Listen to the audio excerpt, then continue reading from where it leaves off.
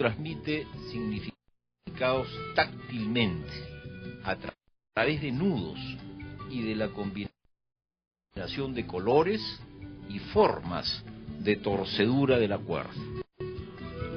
A estas alturas, los científicos han determinado plenamente las cuentas del quipu. Sabemos cómo anotaban los incas la información numérica que producían. Los nudos más alejados de la cuerda principal son las unidades.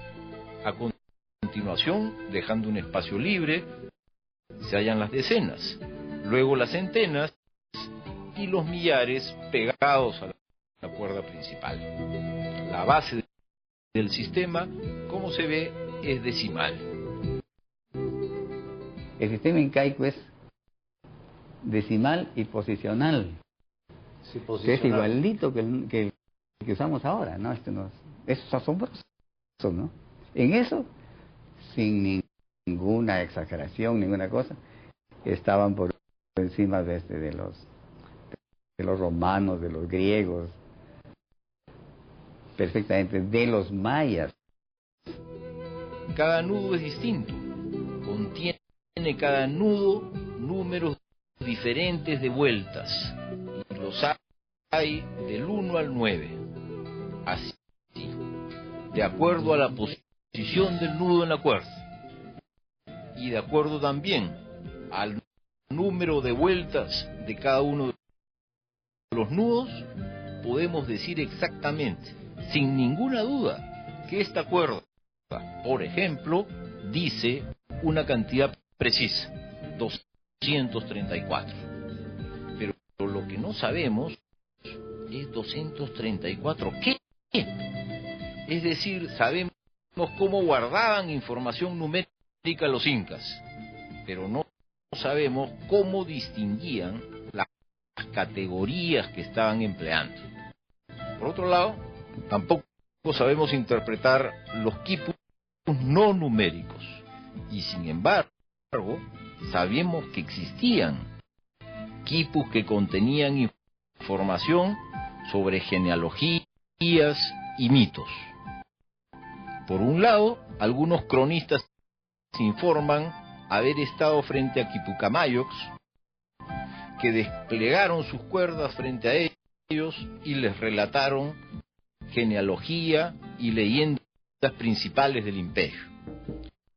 En las antiguas civilizaciones de Mesoamérica, la China, Mesopotamia y Egipto, se usaron sistemas de conservación de la información basados en grafemas o pintándolo en pergaminos. Esos signos no representaban sonidos, sino conceptos. Así, podían ser leídos por gente que hablara distintos idiomas. Por ejemplo, el signo de una casa podía ser entendido por alguien que hablara tanto quechua como aymara o yunga de la costa o cualquier dialecto de la selva. Del mismo modo, en el caso del quipu, la posición del nudo y el número de vueltas establecían que en esa cuerda decía una cantidad precisa, por ejemplo 234. Y en cualquier idioma moderno entendemos 234. Puede ser francés, en el cual el número se piense, o inglés, o castellano, o quechua, o aymara, igual la gente entiende 234 porque es un concepto numérico y no es un sonido. Así, la vía fonética de la escritura se desarrolló solamente en algunos lugares, ahí donde habían sociedades que hablaban idiomas de la misma raíz, como por ejemplo la raíz indoeuropea de los idiomas que se hablan en Europa. Como ellos compartían la raíz de sus lenguas, entonces su escritura fue fonética, y no obstante ser distinta, lograban entenderse, pero en aquellos territorios cercanos, donde habían sociedades que hablaban idiomas procedentes de varias raíces, se desarrolló la vía ideográfica de la escritura, porque permitía leer a gente distinta sin necesidad de traducción.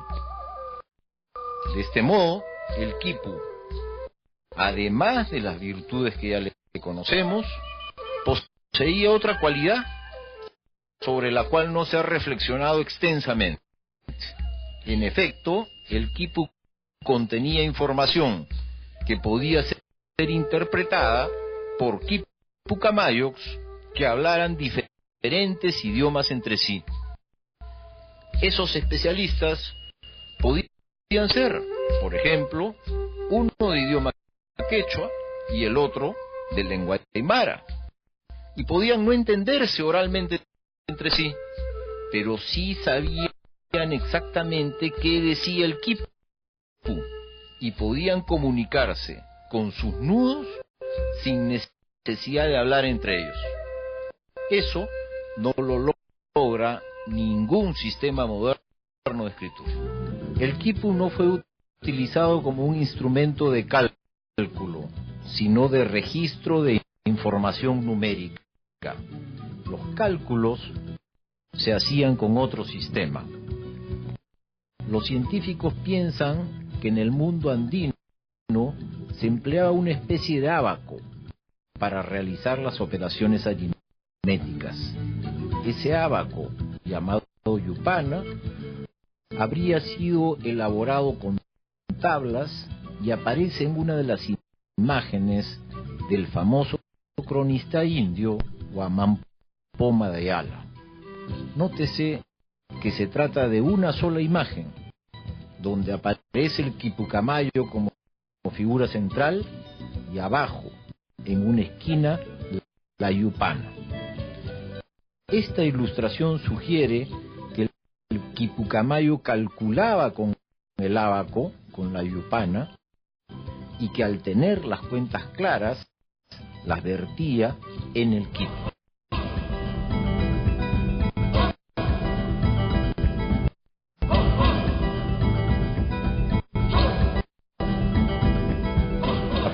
Afortunadamente han sobrevivido hasta nuestros días unos 700 a 800 quipus, de los cuales menos de la mitad se hallan en el Perú, casi una tercera parte.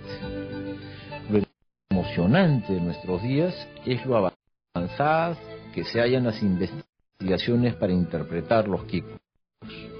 Dentro de poco se habrá terminado de entender y podremos saber qué decían los incas en su propia escritura.